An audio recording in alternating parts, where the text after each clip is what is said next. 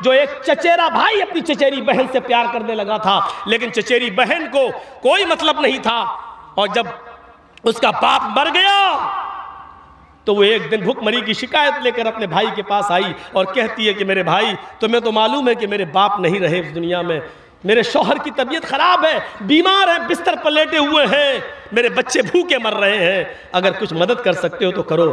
اور آج موقع ملا اس آدمی کو، چچیرے بھائی کو، اور کہتا ہے اے میری بہن، چچیری بہن، پوری زندگی تم سے جو بات نہیں کہہ سکا وہ آج کہہ رہا ہوں۔ چچا کی زندگی میں تمہیں نہیں پا سکا، میں تمہیں چاہتا ہوں، اگر تمہیں منظور ہو تو آج کی رات میرے پاس آ جانا، تب میں تمہیں اتنے دینار یا درہم میں تمہیں دے دوں گا۔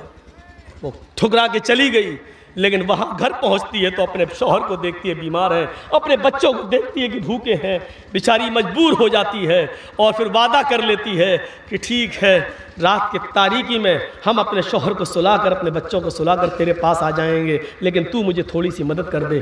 اس نے 60 درہم دے دیے، اس نے لائی اور لا کر اپنے شوہر کو دوا علاج کرایا، اپنے بچوں کو کھلا پلا کے سلا دیا، جو وعدہ کیا تھا وعدے پر پہنچتی ہے۔ اس نے دروازہ کھولا، اپنے سینے سے لگایا، عورت کو، اپنی چچیری بہن کو بستر پہ لے گیا۔ جیسے اس نے بستر پہ جا کر اس کے کپڑے اتارنے کی کوشش کی، یہ کانپنے لگی، تھررانے لگی۔ اس کے چچیرے بھائی نے کہا تم جب آئی تھی تو اتنا نہیں کانپ رہی تھی، تمہاری یہ حالت، جب اتنا ڈروگی تو آگے کا کام کیسے ہوگا؟ ڈر چھوڑو، کچھ اپنے اندر کھلا پن لاؤ، ڈر ہٹاؤ، میرا سپورٹ کرو۔ اور یہ کہہ کر جیسے ہی اس نے ہاتھ بڑھایا، اس کی چچیری بہن نے اس کا ہاتھ پکڑتے ہوئے کہا اتق اللہ یا ابراہیم، آئے میرے چچا کے بیٹے، اللہ سے ڈر جا۔ آج تک میرے چہرے کو بھی کسی نے نہیں دیکھا، اور آج تو ہے جو مجھے اپنے بستر پر لٹا رہا ہے۔ اللہ کی قائم کردہ حد کو مت توڑ، میں تیرے لیے حلال نہیں ہوں، میں اپنے شوہر کی امانت ہوں۔ قبر کے سانپ بچھو میرا انتظار کر رہے ہیں، جہنم کی آگ میرا انتظار کر رہی ہے۔ چند لمحوں کی لذت سے میری زندگی بھر کی عبادت کو بیکار مت کر۔ اتنا کہنا تھا، اللہ سے ڈر۔ بخاری شریف کی حدیث کے الفاظ ہیں، اس نوجوان نے، اس لڑکے نے اپنی بہن کو چھوڑ دیا اور کہتا ہے کہ میری بہن جا، اللہ سے ڈر۔ اللہ کا نام لیا، کہا کہتا اللہ سے ڈر۔ میری تو پوری زندگی گناہوں میں چلی گئی، اور تو ایک کام، اور وہ بھی ابھی تو نے کیا نہیں ہے غلط کام، تو ایک ایسے کام پر ڈر رہی ہے جو ابھی تو نے کیا بھی نہیں ہے۔ جا، میں نے تجھے چھوڑ دیا۔ جب وہ جانے لگی تو چچیرے بھائی نے آواز دی، سن، میں بہت سیاہکار گناہگار انسان ہوں، قیامت کے دن جب اللہ تعالیٰ مجھے میری بدعملی کی وجہ سے جہنم میں ڈالے اور پھینکے، تو قیامت کے دن اللہ کے دربار میں اتنی گواہی ضرور دے دینا کہ اے اللہ، یہ میرے ساتھ گندا کام کرنے جا رہا تھا، لیکن جب میں نے کہا اللہ سے ڈر جا، اتق اللہ، جب تیرا نام لیا تو تیرے ڈر سے اس نے مجھے چھوڑ دیا تھا۔ شاید تیری اتنی گواہی کی بنا پر اللہ میری بخشش کر دے، شاید اللہ میری مغفرت فرما دے۔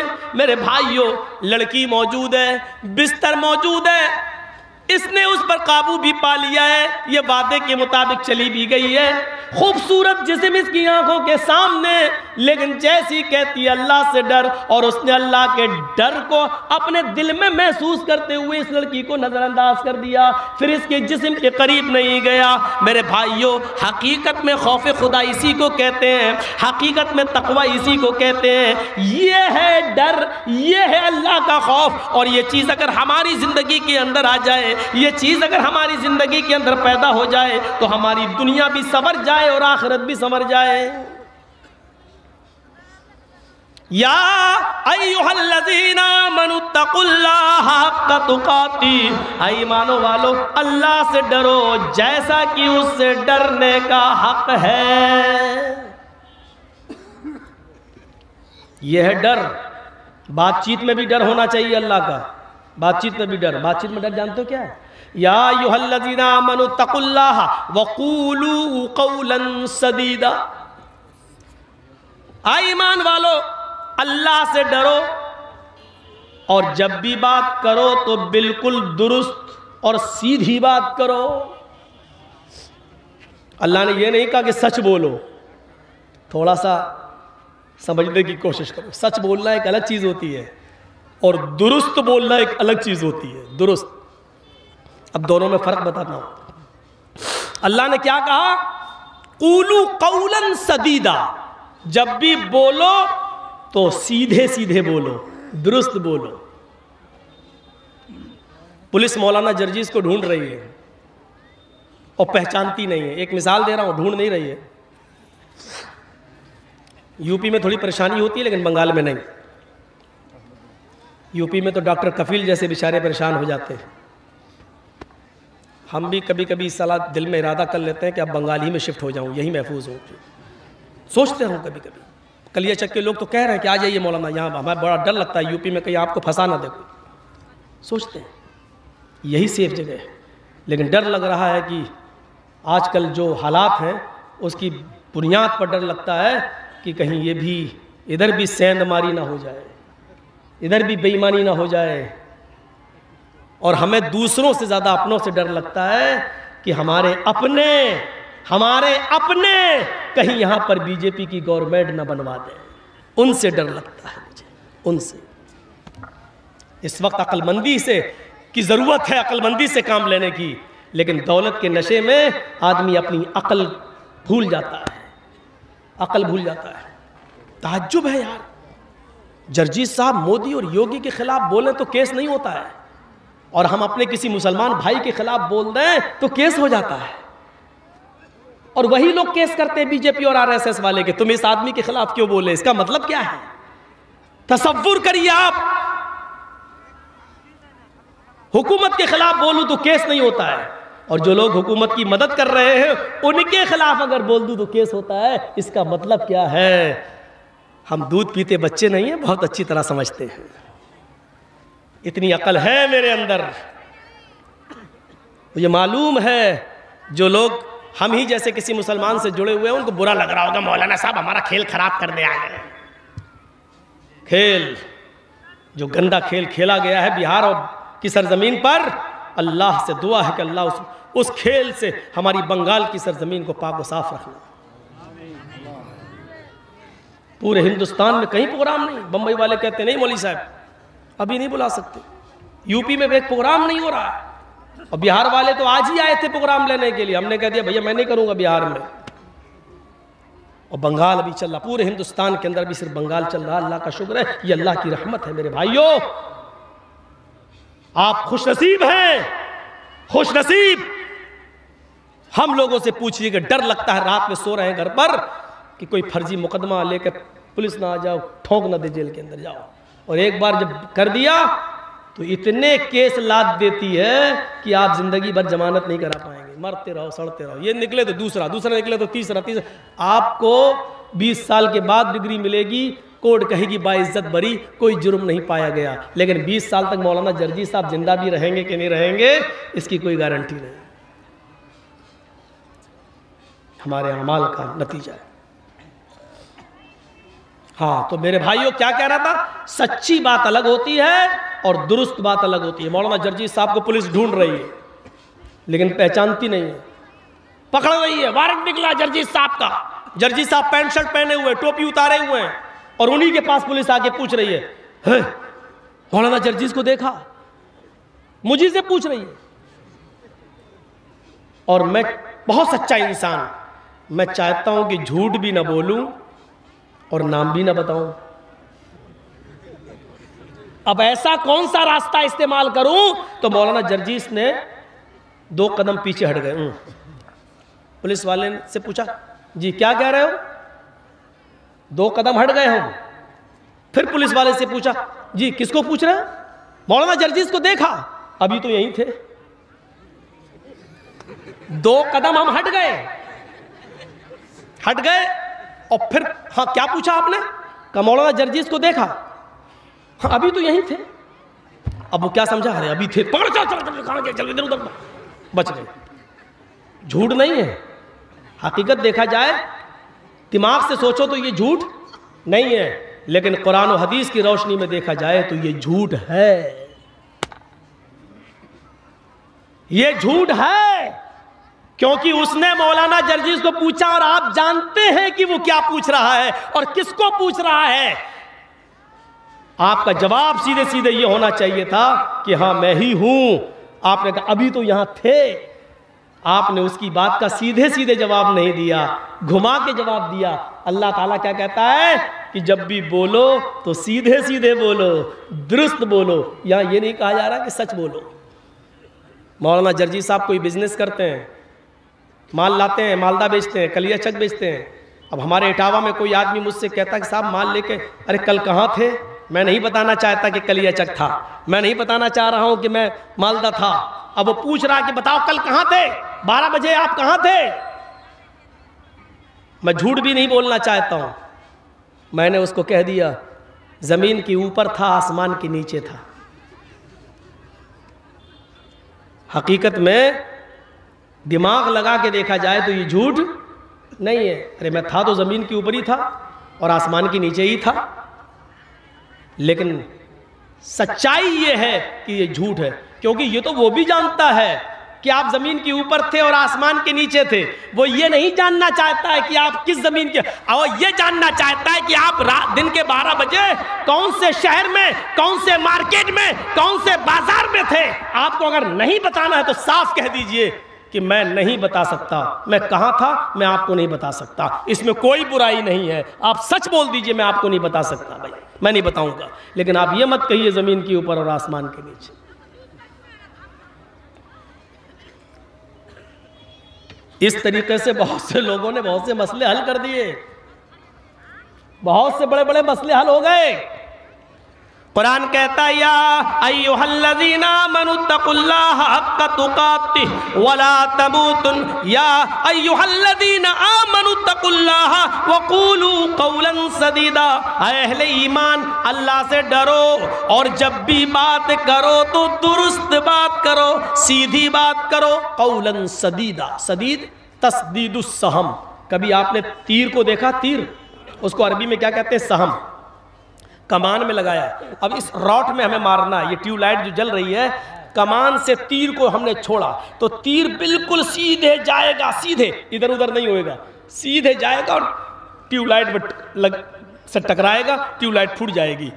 تو جیسے کمان سے تیر نکلتا ہے وہ بالکل سیدھے نشانے پر جاتا ہے، ایسے ہی تمہارے منہ سے جو بات نکلے وہ سیدھے کہنے والے کی مرضی کے مطابق ہو، اس کے پوچھنے کے موافق ہو، دائیں بائیں نہیں۔ یہ ہے تقویٰ، یہ ہے پرہیزگاری۔ سیدھے سیدھے بولیے، گھما پھرا کے نہیں، گھما پھرا کے نہیں۔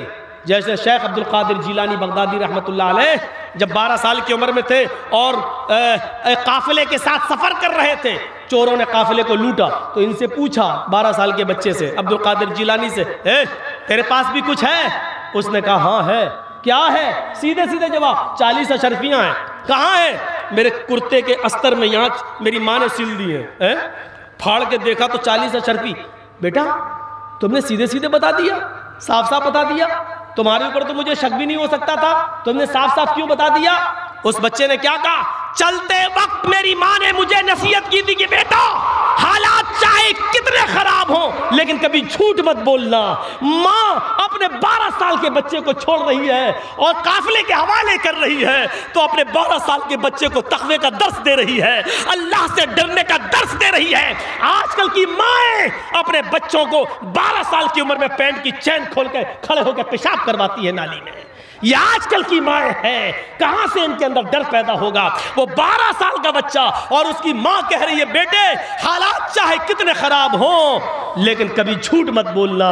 اور اللہ نے اس بچے کو جب سچ بولنے کی توفیق دی اور درست بات کہنے کی توفیق دی تو اس کا نتیجہ یہ نکلا کہ چوروں کے سردار پر، ڈاکوؤں کے سردار پر اس کا ایسا اثر پڑا کہ اس نے کہا اے اللہ اس بچے نے راستے میں اپنی ماں کا اتنا کہنا مانا، اتنا کہنا، اور ہم تو آج تک تیری نافرمانی کرتے آئے ہیں، مجبور لوگوں کا مال لوٹتے آئے ہیں، بے کس اور بے سہارا لوگوں کو ہم نے اور بے سہارا کر دیا ہے۔ اے اللہ سے ہم توبہ کر رہے ہیں اور سب کا لوٹا لوٹا ہوا مال ان کو واپس کر دیا میرے پیارے ساتھیوں، اور وہ سب پکے سچے نمازی بن گئے، پرہیزگار بن گئے، متقی بن گئے۔ یہ ایک 12 سال کے بچے کو اس کی ماں نے جو نصیحت کی تھی اس نے اس پر عمل کر کے دکھایا۔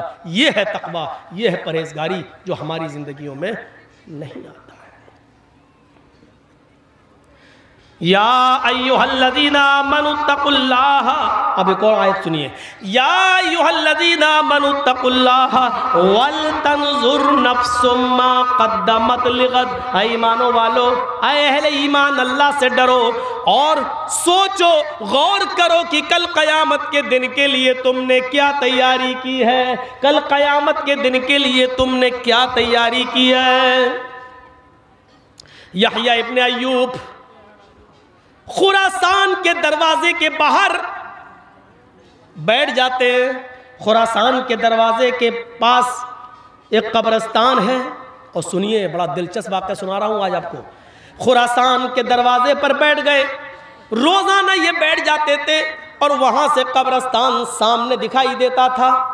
یہ روزانہ رات میں خراسان کے دروازے پر بیٹھ جاتے تھے اور رات کے اندر قبرستان کا دیدار کرتے تھے۔ قبرستان کا دیدار کرتے تھے، اندھیرے میں قبروں کو دیکھتے تھے اور اپنی موت کو یاد کرتے تھے کہ ہمیں بھی ایک دن یہاں آنا ہے، ہمیں بھی ایک دن یہاں دفن ہونا ہے۔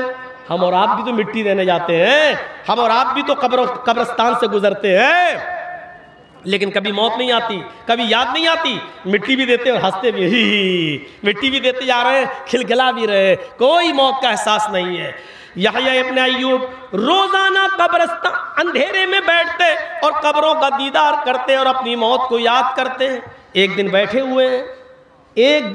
ہوئے قبرستان پر بیٹھے، دروازے پر بیٹھے ہوئے، جب رات کافی گزر گئی، 2/3 رات گزر گئی، 2 حصے رات کے گزر گئے، سائیں بیتنے لگی، جنگل قبرستان کے اندر اندھیرا چھا گیا۔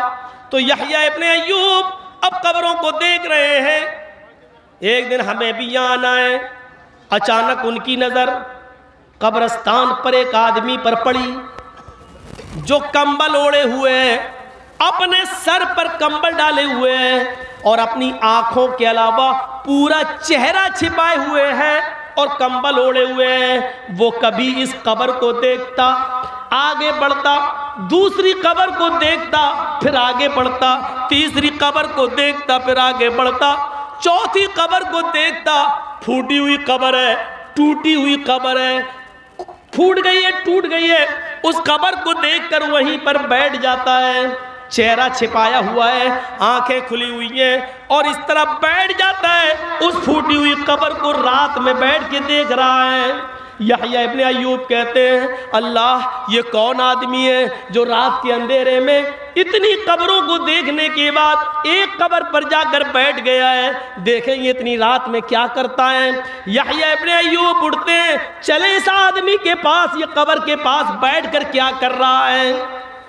آگے بڑھتے ہیں، کیا دیکھتے ہیں کہ وہ آدمی پھوٹ پھوٹ کے رو رہا ہے، آنسو سے رو رہا ہے، اس کے آنکھوں سے آنسو گر رہے ہیں اور ان ہڈیوں کو دیکھ رہا ہے، ٹوٹی پھوٹی ہڈیوں کو دیکھ کر کہتا جا رہا ہے، اے ہڈیوں کل تم میرے جیسی تھی اور کل میں تمہارے جیسا ہو جاؤں گا، اے ہڈیوں کل تم میری طرح تھی اور کل میں تمہاری طرح ہو جاؤں گا، اے ہڈیوں کل تم میرے جیسی تھی اور کل میں تمہارے جیسا ہو جاؤں گا۔ وہ یہ وظیفہ پڑھ رہا ہے، یہ گاتا جا رہا ہے، یہ کہتا جا رہا ہے، لیکن ہے کون؟ یہ تو چہرہ چھپائے ہوئے۔ یحییٰ ابن ایوب کہتے ہیں کہ میں اس کے قریب گیا، میں بیٹھ گیا، میں اس کی شکل دیکھنا چاہتا تھا، جیسے ہی میں نے اس کی پیٹھ پر پیچھے سے ہاتھ رکھا، سنو پیچھے سے، تو اس نے پیچھے مڑ کے دیکھا، جب اس نے پیچھے مڑ کے دیکھا تو اس کے سر سے کمبل نیچے گر گیا، اس کا چہرہ مجھے دکھائی دیا، مجھے پہچاننے میں دیر نہ لگی، یہ میرے بچپن کا دوست نکلا، یہ سعدون نکلا، یہ میرے بچپن کا دوست ہے، لیکن یہ رات میں اس پھوٹی ہوئی قبر کے پاس آ کر روتا تھا، اس کا علم مجھے بھی نہیں تھا۔ اس سعدون کو میں پہچان گیا، میں نے کہا سعدون یہ کیا حال ہے تمہارا؟ یہ تم کیا کر رہے ہو؟ سعدون کہتے ہیں اے یحییٰ، آج ان مردوں کی حالت دیکھ کر رو لینا اس دن کے رونے سے بہتر ہے کل جب ہمارے پاس عمل کی کمی ہو اور میدان محشر میں ہمیں رونا پڑے، اس دن رونے سے بہتر ہے آج ان مردوں کی حالت کو دیکھ کر رو لو اور عبرت حاصل کر لو، کچھ تقوی اختیار کر لو، اپنی زندگی میں انقلاب پیدا کر لو۔ سنو، یہ چلے گئے، ان کے عمل ان کے ساتھ ہیں، ان سے عبرت حاصل کر لو۔ اے یحییٰ، اس دن کیا ہوگا؟ وَإِذَا الصُّحُفُ نُشِرَتْ، جب ہمارے صحیفے کھولے جائیں گے، ہمارے رجسٹر کھولے جائیں گے، نام اعمال ہمارے ہاتھوں میں دیا جائے گا، اس دن ہمارا کیا ہوگا؟ اس دن ہمارا کیا ہوگا؟ ہم اچھے عمل کی وجہ سے جنت میں جائیں گے یا برے عمل کی وجہ سے جہنم میں جائیں گے؟ یحییٰ کہتے ہیں کہ اتنا سننے کے بعد سعدون کی بات یحییٰ رونے لگے، اتنا روئے اتنا روئے اتنا روئے اتنا روئے کہ روتے روتے بے ہوش ہو گئے۔ سعدون ان کے پاس بیٹھ گئے، وہ بے ہوش ہیں، پانی کے چھینٹے مار رہے ہیں، ہوش نہیں آ رہا ہے۔ سعدون جو کمبل اوڑھے ہوئے تھے، اس کمبل کے کونے سے ان کے سر کو پوچھتے جا رہے ہیں، پانی کا چھینٹا مارتے جا رہے ہیں۔ تھوڑی دیر کے بعد یحییٰ ابن ایوب کو ہوش آیا تو حضرت سعدون نے کہا اے یحییٰ، تمہیں ہوش کیوں آ گیا؟ کاش تم آج مر جاتے، ان مردوں کی حالت کو دیکھ کر جو روئے تھے، اگر آج تمہیں موت آ جاتی تو تم سے بڑا خوش نصیب کوئی نہیں ہوتا، تم سے زیادہ خوش نصیب آج کوئی نہیں ہوتا۔ اے یحییٰ، تمہیں ہوش کیسے آ گیا؟ تمہیں ہوش کیوں آ گیا؟ آج اگر تم مر جاتے تو یہ موت تمہاری اللہ کے ڈر سے ہوتی، اللہ کے خوف سے ہوتی، اور آج تم سے زیادہ خوش نصیب کوئی نہیں ہوتا۔ میرے پیارے ساتھیوں، لوگ اپنے مرنے اور گلنے اور سڑنے کو نہیں بھولنا چاہیے۔ ہمارے اور آپ کی باڈی کے ساتھ وہی سب کچھ ہوگا جو اوروں کے ساتھ ہو رہا ہے، جو آیا ہے وہ ایک دن جائے گا۔ اس لیے کامیاب وہ ہے جس نے اپنی زندگی کو تقوی سے لیس کر لیا، تقوی سے مزین کر لیا اور تقوی سے بھر لیا۔ آپ کو معلوم ہے لفظ ایمان صرف اسلام کے اندر ہے۔ اگر آج کوئی ہندو یا کوئی سکھ یا کوئی جینی، کوئی عیسائی، کوئی یہودی اگر آج کسی کا لوٹا ہوا یا کسی کا مال جو اس کو مل گیا ہو وہ واپس کر دے دوسرے کو، تو لوگ کیا کہتے ہیں؟ بڑا ایماندار آدمی ہے۔ ہندو بھی کیا کہتا ہے؟ یار بڑا ایماندار ہے، جبکہ لفظ ایمان ہندو دھرم کے اندر نہیں ہے، جینی میں نہیں ہے، سکھ میں نہیں ہے۔ ایمانداری اور امانت داری اگر کسی مذہب نے سکھلائی ہے تو وہ اسلام ہے۔ کوئی فائدہ نہیں ہے جلسے کرانے سے اور تقریر کرانے سے اگر ہمارے اندر ایمانداری اور امانت داری پیدا نہیں ہو رہی ہے تو۔ آپ کو معلوم ہے؟ سنیے، جاپان کی راجدھانی کیا ہے؟ ٹوکیو۔ ٹوکیو کے اندر ایک جاپان کا رہنے والا ایک ٹیکسی ڈرائیور ہے، اور سنو، ٹیکسی ڈرائیور مسلمان نہیں ہے، غیر مسلم ہے، نان مومڈن ہے۔ ہندوستان کا ایک آدمی ٹوکیو اترتا ہے، ایئرپورٹ پہنچتا ہے، ایئرپورٹ سے باہر نکلتا ہے، یہ ٹیکسی ڈرائیور اس کا استقبال کرتا ہے، اور وہاں کسٹمر کے سامنے سر جھکانے کا رواج ہے۔ آئیے جی حضور آئیے۔ ٹیکسی ڈرائیور غیر مسلم ہے، پوچھا صاحب کہاں جانا ہے؟ اس نے بتایا یہاں فلاں فلاں ہاسپٹل ہے، اس ہاسپٹل کے سامنے ایک انسٹیٹیوٹ ہے، مجھے وہیں جانا ہے۔ کہا یہ صاحب بیٹھ جائیے۔ اس نے اس کو بٹھا لیا، ٹیکسی ڈرائیور نے۔ سنو، مسلمان نہیں ہے، میں بار بار یہ جملہ بول رہا ہوں تاکہ ہم اپنے اندر جھانک کر دیکھیں، ہم اپنے اندر جھانک کر دیکھیں۔ وہ مسلمان نہیں ہے۔ اس نے اس آدمی کو اپنی گاڑی میں بٹھایا، ٹیکسی میں سوار کیا اور میٹر آن کر دیا۔ چلیے یہ چلنے لگا۔ 5 منٹ چلنے کے بعد ड्राइवर ने मीटर ऑफ कर दिया, ऊपर कर दिया और चल रहा है। 3-4 किलोमीटर तक चलने के बाद उसने मीटर को फिर ऑन कर दिया है और मंजिले मकसूद पर लाया, उसको उस हॉस्पिटल के पास पहुंचा दिया। यह आदमी टोक्यो के उस नॉन मॉडर्न आदमी, उस टैक्सी ड्राइवर की जबान नहीं समझता है, कुछ कहना चाहता है लेकिन वो नहीं समझ रहा है, और वो जो कह रहा है वो ये नहीं समझ रहा है, ये बार बार कह रहा है कि तुमने मीटर क्यों ऑफ किया फिर ऑन, लेकिन वो नहीं समझ रहा है, चलाए चला जा रहा है। जब मंजिल मकसूद पर आ गया तो उसने मीटर में जो बिल देखा, कहा इतना बिल, वहां भीड़ लग गई। जो इंडिया से आदमी गया था उस आदमी को लेने वाले लोग आ गए। इस आदमी ने उनसे कहा जरा इससे पूछो कि उसने थोड़ी दूर चलने के बाद मीटर क्यों ऑफ कर दिया, और 3-4-5 किलोमीटर के बाद उसने मीटर को ऑन कर दिया। इसने 3-4-5 किलोमीटर जो ऑफ मीटर किया उसका बिल नहीं लिया है। हम तो इसको पूरा बिल, पूरा पेमेंट करना चाहते हैं, लेकिन इसने मीटर ऑफ करके थोड़ी देर के बाद ऑन किया है। इससे पूछो कि इसने ऐसा क्यों किया है। टैक्सी ड्राइवर से जब पूछा जाता है कि आपने ऐसा क्यों किया है, तो उसने कहा साहब मैं जब लेके चल रहा था अपने कस्टमर को, तो मुझे जहां से मोड़ना था, जिस चौराहे से मोड़ना था, मैं चूक गया और मैं थोड़ा सा आगे निकल गया।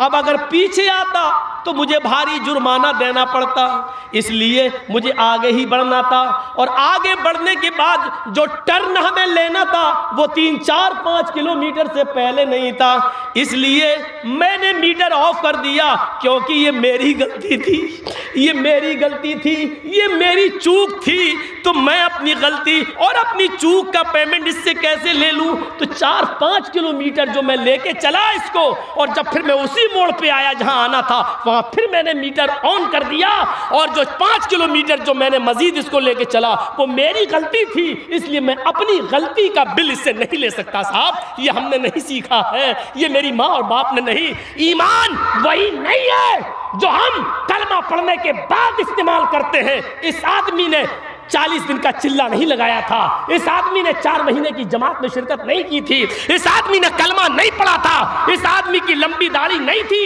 इस आदमी के सर पे टोपी नहीं थी, लेकिन था तो वही ईमान था इसके अंदर जो एक इस्लाम ने हमें सिखलाया है। मेरे प्यारे साथियों, एक गैर मुस्लिम के इस वाक़े से अंदाजा लगाइए, बंगाल के अंदर भी टैक्सी ड्राइवर है, हम ही लोगों में से बहुत हैं, चला रहे हैं। क्या ये ईमानदारी आज हमारे अंदर है?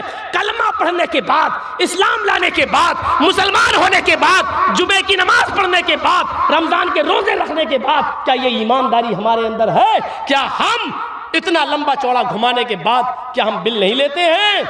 अगर इस्लाम लाने के बाद और मुसलमान होने के बाद ये ईमानदारी आपके अंदर नहीं है, तो अफसोस है आपकी ईमानदारी पर, अफसोस है आपकी ईमान पर, और अफसोस है आपके इस्लाम पर। हम कहाँ हैं? तकवा हमारे अंदर नहीं।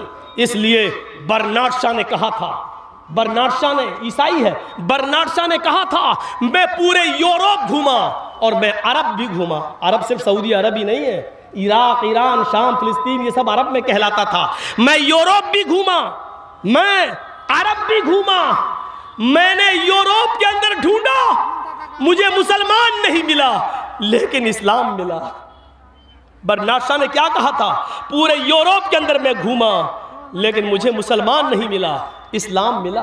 यानी इस्लाम ने ईमानदारी की जो तालीम दी है वो मुझे मिला इस्लाम। मैंने यूरोप में घूमा, एक भी मुसलमान नहीं मिला लेकिन इस्लाम यहाँ मिला। और मैं अरब घूमा तो अरब के अंदर मुझे इस्लाम तो, हमें अरब के अंदर हमें मुसलमान तो मिला लेकिन इस्लाम नहीं मिला। अरब के अंदर मुझे मुसलमान तो मिला लेकिन इस्लाम नहीं मिला, यूरोप के अंदर मुझे इस्लाम मिला लेकिन मुसलमान नहीं मिला। मेरे भाइयों, हम इस्लाम को तो मानते हैं लेकिन मुसलमान नहीं, और बहुत से लोग मुसलमान नहीं हैं लेकिन इस्लाम की तालीम पर वो अमल कर रहे हैं। हमें टूथ ब्रश चाहिए और स्टेशनों पे चले जाओ तो हिंदू भाइयों को मिसवाक करते हुए देखोगे। बाबा रामदेव ने आज तक टूथपेस्ट नहीं किया, پتنجلی دنت منجن بنا رہا ہے لیکن خود نیم کی داتون کرتا ہے۔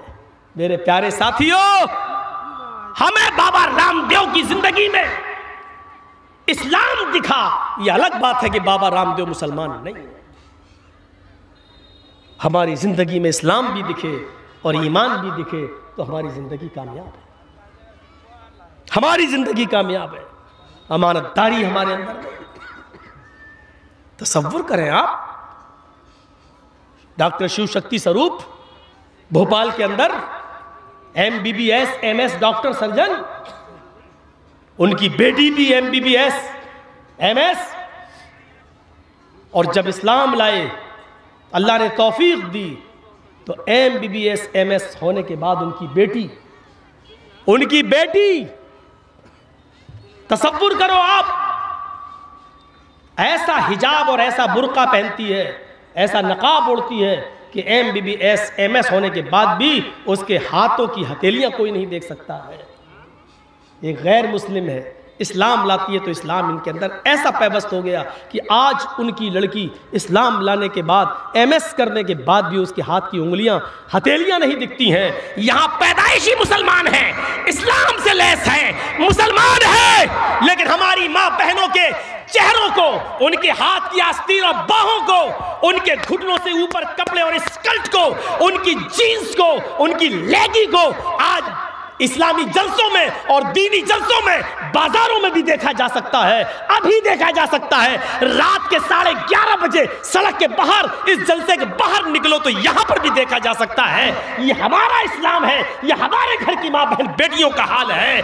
شرم مگر مجھے نہیں آتی ہے، اور ہم اپنے آپ کو مسلمان کہتے ہیں۔ میرے بھائیوں، یہ عبرت ہمیں لینا پڑے گی، یہ احساس ہمیں اپنے اندر پیدا کرنا پڑے گا، اور یہ تمہیں سننا پڑے گا، تمہیں نہیں تمہارے باپ کو بھی سننا پڑے گا۔ جب تک اس کرسی پر ہم بیٹھے ہیں، یہ اتھارٹی، یہ پاور مجھے ہے، اور یہ جناب محمد رسول اللہ نے پاور دیا ہے مجھے، یہ تمہیں سننا پڑے گا۔ گالی دینا ہو تو کل چائے کی ہوٹل پہ چائے پیتے وقت دے لینا مجھے گالی، تمہارے لیے راستے کھلے ہوئے ہیں گالی دینے کے، لیکن یہ پاور مجھے ہے جو میں تمہیں نہیں دے سکتا، یہ سننا پڑے گا تمہیں۔ ایک غیر مسلم لڑکی جب اسلام لاتی ہے تو ڈاکٹر کے باوجود لوگوں کے لیے آئیڈیل بن جاتی ہے، نمونہ بن جاتی ہے، اور ہماری مسلمان ماں بہنیں، بیٹیاں، تصور کرو کون سا دستور ہے صاحب؟ جلسے میں آیا، کون آ رہا ہے؟ بہنوئی سالی کو لا رہا ہے۔ وہ تیرے باپ کا راج چل رہا ہے؟ بھابھی جلسہ سننے آئی ہے، کس کے ساتھ آئی ہے؟ دیور کے ساتھ آئی ہے۔ شرم نہیں آئی تجھے؟ جلسہ سننے آ رہی ہے اور دیور کے ساتھ آ رہی ہے، جس دیور کو قرآن اللہ کے رسول نے کہا ہم الموت۔ دوسروں سے پردے میں تھوڑی بہت کمی ہو جائے تو برداشت کر لی جائے گی، لیکن دیور سے پردے میں کمی نہیں ہونا چاہیے۔ دیور بھابھی کے لیے موت ہے، اور بھابھی دیور کی بائک پہ بیٹھ کے آ رہی ہے۔ شادی کے بعد آپ کی سگی بیوی اور آپ کی بیوی کی سگی بہن بھی اپنی بہن کے ساتھ بیٹھ کر آپ کے ساتھ کھانا نہیں کھا سکتی ہے۔ کہاں ہیں آپ؟ مولانا جرجیز کی بیوی میرے ساتھ کھانا کھا رہی ہے، اور جرجیز صاحب کی بیوی اپنی بہن کو، یعنی میری سالی کو بھی لا کر اپنے ساتھ کھانا کھلا رہی ہے۔ تو مولانا جرجیز کے لیے جائز نہیں ہے کہ اپنی بیوی کی موجودگی میں بھی اپنی سالی کو اپنے ساتھ بیٹھ کے کھانا کھلائے۔ بیوی کی موجودگی میں بھی جائز نہیں ہے۔ تم تو بیوی کی غیر موجودگی میں سالیوں کو مالدہ گھماتے ہو، میلوں میں لے جاتے ہو، اور گھر کا وہ بڑا آدمی جس نے اپنی بیٹی اپنے داماد کو دی ہے، وہ اپنی سالی بھی اپنے داماد کے ساتھ بھیج دیتا ہے۔ سب سے بڑا بھڑوا یہ آدمی ہے، یہ سسر بھڑوا ہے جو اپنی سالی کو، اپنی بیٹی کو داماد کے ساتھ بھیج رہا ہے، بیوی کو نہیں۔ اس کو بھڑوا کہا اللہ کے رسول نے، دیوس، بھڑوا۔ دیوس تو نہیں سمجھو گے نا، بھڑوا، کھل کے بولتا ہوں، بھڑوا۔ شرم نہیں آتی؟ شرم؟ صاحب ہلو بھیا، ہاں دلی میں ہو؟ مولانا جرجیز صاحب آئے ہوئے، جلسہ ہے، بھابھی آپ کی بیوی بھابھی کہہ رہی ہے میں جو جلسے میں جانا میں لے جاؤں؟ دلی سے کہہ رہا ہاں لے جا۔ اتنا اعتبار بھائی پر؟ تجھے اعتبار ہو سکتا ہے لیکن شریعت کو اعتبار نہیں ہے، محمد رسول اللہ کو اعتبار نہیں ہے۔ شریعت اپنی جگہ پر ہے، اپنی جگہ پر۔ ٹوکیو کے اس واقعے کو سامنے رکھیے، کوئی ہندو ہے بیچارہ، اس کے اندر ایمانداری ہے، اس کے اندر اسلام پایا جا رہا لیکن وہ مسلمان نہیں۔ ہمارے اندر ہم مسلمان ہیں لیکن ہمارے اندر اسلام نہیں۔ یورپ کے اندر برنارڈ شاہ نے کہا، یورپ کے اندر میں نے مسلمان کو ڈھونڈا، ہمیں نہیں ملا، لیکن اسلام کو ڈھونڈا تو مجھے ہر گھر میں اسلام ملا لیکن مسلمان نہیں ملا۔ عرب کے اندر میں نے جب تلاش کیا تو عرب کے اندر میں مسلمان ملا، گھر گھر میں مجھے مسلمان ملا لیکن اسلام ہمیں دیکھنے کو نصیب نہیں ہوا۔ برنارڈ شاہ کے اس قول پر میں قربان جاتا ہوں، اس نے جو بات کہی مجھے اعتراف ہے، ہم مسلمان ہیں لیکن اسلام ہمارے اندر نہیں ہے۔ اور اس آدمیوں کے اندر، یورپ کے اندر اسلام تو گھر گھر میں ہے لیکن وہاں ماننے والے مسلمان نہیں ہیں۔ اسلام یا ایھا الذین آمنوا اتقوا اللہ ولتنظر نفس ما قدمت لغد، کل قیامت کے دن کے لیے تم نے کون سی تیاری کر رکھی ہے؟ آئیے تمہیں ایک تقوی سے بھرا ہوا ایک ایسا واقعہ میں تمہیں سناؤں جو واقعہ ہمارے دلوں کو بھی جھنجھوڑ دے گا، ہمارے ضمیر کو بھی جھنجھوڑ دے گا، اور ہمارے اندر جو گرد و غبار بیٹھ گئی ہے گناہوں کی اس کو بھی دور کرے گا انشاءاللہ۔ آئیے میں آپ کو ایک ایسے واقعے کی طرف لے کے چلتا ہوں جو ہمارے اور آپ کے ہوش اڑا دے۔ سنیے، ایسی مثال آپ نے نہیں سنی ہوگی، میری ماں بہنیں سن رہی ہیں، پردے کے اندر بیٹھی ہوئی ہیں، ذرا غور سے سنیں۔ میں بہت آہستہ اور بہت ٹھوس لفظ اردو کے استعمال نہیں کر رہا ہوں، بہت آسان ہندی اور اردو کے ورڈ استعمال کرتا پڑتا مجھے بنگال میں، تاکہ آپ لوگ سمجھ سکیں۔ اب کوئی اٹھے گا نہیں، یہ واقعہ جب تک میں سنا رہا ہوں تب تک کوئی نہ اٹھے۔ پیشاب اگر لگ رہا ہو تو یہی کر لو، لیکن اٹھو نہیں، ذرا سنیے گا، غور سے سننا۔ خانہ کعبہ جنہوں نے دیکھا ہوگا، گئے ہوں گے انہوں نے دیکھا ہے، اور جنہوں نے وہاں نہیں گئے ہوں گے تو انہوں نے ٹی وی میں، فوٹو میں، پوسٹر میں دیکھا ہوگا۔ کعبہ، ایک رکعت نماز پڑھنے کا ثواب 1,00,000 رکعت کے برابر۔ خانہ کعبہ کے اندر اعلان ہوتا ہے کہ چاند نظر آ گیا ہے رمضان کا، آج سے تراویح شروع ہوں گی۔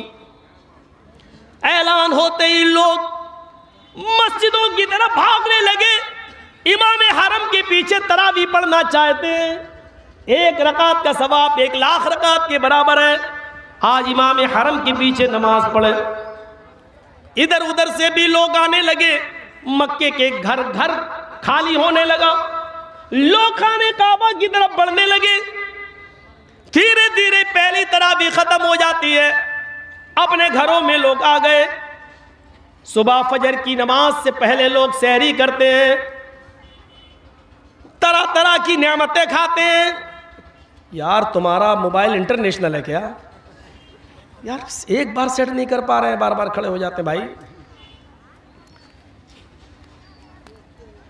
اب میں بھول گیا، یہی ہوتا ہے نا۔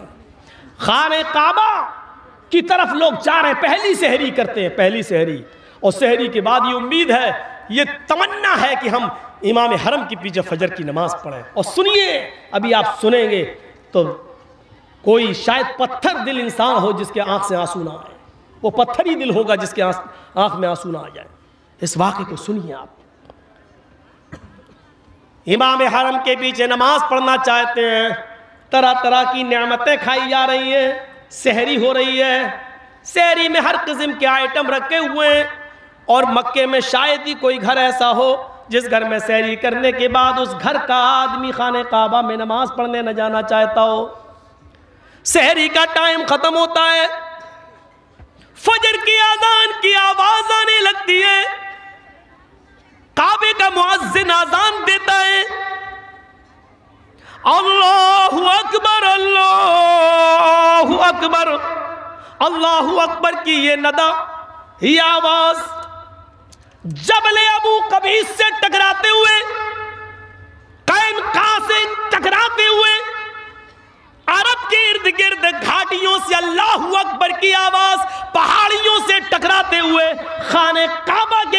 سے ٹکراتی ہے۔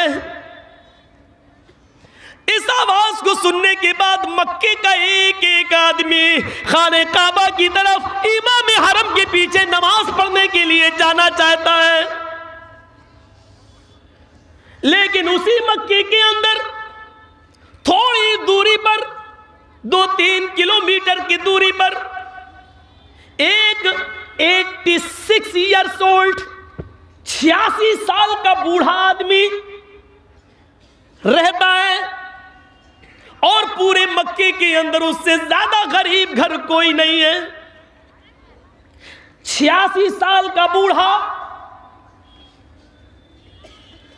اس کی 4 جوان بیٹیاں، سنو میں کسی کو بھی کھڑا کر کے پوچھ سکتا ہوں میں کیا کیا بتایا، 4 بیٹیاں، 2 بہنیں، کتنے ہو گئے 6، اس کی 4 بیٹیاں ہیں، 2 بہنیں اور ایک بوڑھی ساس، اس کی بھی ذمہ داری اسی بوڑھے آدمی کے اوپر، اور مسکین بیوی غریب، کتنے ہو گئے 8، اور خود ایک 9۔ بوڑھا آدمی 86 سال کا، پیر کمزور ہو چکے ہیں، زیادہ چل پھر نہیں سکتا ہے، تگو دو نہیں کر سکتا ہے، کوئی جوان بیٹا نہیں ہے جو بڑھاپے میں سہارا بن سکے، 4 بیٹیاں ہیں جن کی شادی کرانا ہے، 2 بہنیں ان کی بھی شادی کرانا ہے، بوڑھی ساس ہے، جب تک وہ زندہ ہے اس کو کھلانا اور پلانا ہے اس کا کوئی نہیں ہے، اور بیوی کی ذمہ داری تو ویسے ہی عائد ہے۔ 8 لوگوں کی کفالت اس کے اوپر، صبح سحری کھانے کے لیے اس کے پاس کچھ نہیں ہے، سوکھی روٹی کے ٹکڑے، رات کے اندھیرے میں چپکے سے پانی میں بھگو دیتا ہے، سحری کے ٹائم پر اٹھ کر سب کو کھلاتا ہے، خود کھاتا ہے، پانی کے چند گھونٹ پیتا ہے اور روزہ رکھ لیتا ہے۔ ان کے علاوہ بھی ایک اور چیز ہے، سب کے پاس جو کپڑے پہنے ہوئی ہیں، 4 بیٹیاں، 2 بہنیں، ساس اور بیوی، وہ ایک ہی کپڑا ہے، اور وہ کپڑے بھی کئی جگہ سے پھٹے ہوئے ہیں، ان کے دامن پھٹے ہوئے ہیں۔ یہ بوڑھا آدمی جو قمیص پہنتا ہے، جو چادر اوڑھتا ہے، پہلے خود نماز پڑھتا ہے، پھر اپنی بیوی کو چادر دیتا ہے، پھر بیوی نماز پڑھتی ہے، اس کے بعد ایک ایک کر کے اپنی بیٹیوں کو دیتا ہے، بیٹیاں، پھر بہنیں، پھر ساس، اس طریقے سے باری باری ایک ایک کر کے نماز ادا کرتی ہیں۔ مکے کے اندر سب لوگ خانہ کعبہ میں جا رہے ہیں نماز پڑھنے کے لیے، طرح طرح کی نعمتیں کھائی ہوئی ہیں، صرف یہی ایک بوڑھا آدمی ہے جو اپنے گھر میں نیت ہے، گھر میں جانا چاہتا ہے خانہ کعبہ، لیکن جا نہیں پا رہا ہے، بڑھاپے کی وجہ سے، رات کی تاریکی میں، اندھیرے کی وجہ سے جانے کی ہمت نہیں ہے۔ وہاں سے آؤں گا، سورج طلوع ہو جائے گا تو میری بیوی پھر کیسے نماز پڑھے گی؟ وہی 86 سال کا ایک بوڑھا آدمی اپنے گھر میں نماز ادا کرتا ہے، اور پھر اپنی چادر اپنے بچوں کو، بیوی کو، ساس کو دے کر ان کو بھی نماز ادا کرواتا ہے۔ اس کے بعد قرآن کی تلاوت کرتا ہے، بیوی قریب آ کر بیٹھ جاتی ہے، سحری تو روح کے سوکھے ٹکڑوں سے ہو گئی، میرے شوہر آئے ابو الغیاس، 4 بیٹیاں ہیں، 2 بہنیں، بوڑھی ساس ہے، میں ہوں، اور خدا پہ روزہ افطار کیسے ہوگا، شام کا کھانا کیسے بنے گا؟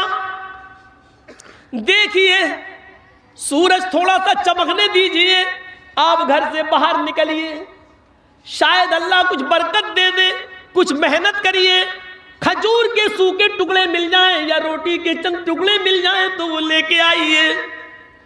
بوڑھا آدمی قرآن کی تلاوت کر کے گزرتا ہے، اے اللہ مجھے کچھ مزدوری دے دے، اے اللہ مجھے مزدوری دلا دے، میں حرام روزی نہیں کمانا چاہتا، اللہ مجھے کچھ مزدوری دلا دے، میں اپنے بیوی بچوں کا، بیٹی کا، بہنوں کا پیٹ بھرنا چاہتا ہوں۔ یہ دعا کر کے گھر سے نکلتا ہے، ایک ایک دروازے پہ جا کر کہتا ہے تمہارے پاس کوئی کام ہو تو بتاؤ، برتن مانجنے کا ہو وہ بتاؤ، سامان اٹھانے کا ہو وہ بتاؤ۔